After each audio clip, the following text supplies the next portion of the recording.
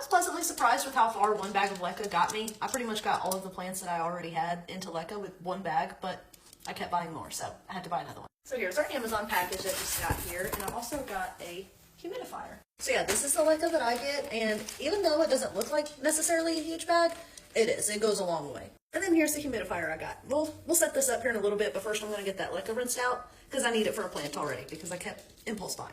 Okay, so since like I said, this stuff goes a long way, I'm just going to get my little strainer here full and then take it outside and rinse it, because another thing is you don't want to rinse it in your sink. So fill this sucker up.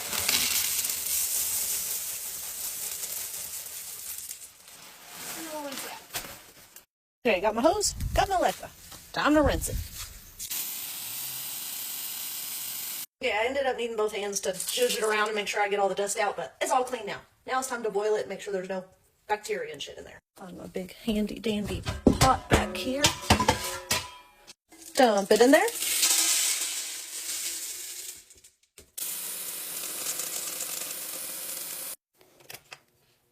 I don't really have an exact time for how long I let it set. Usually I'll get it to a complete boil and then let it boil for about 10 to 15 minutes longer, and then I'll turn it off and let it just sit there the rest of the time until it cools off. Another tip I've noticed is the longer you let it sit there, the more it absorbs, especially whenever it's boiling water. I don't know the science, that's just the science behind it. So over time I'll notice that a lot of the pebbles will start to fall to the bottom, and I'm like, okay, they got some water in them now. So yeah, here in about 30-40 minutes or so they'll be all ready.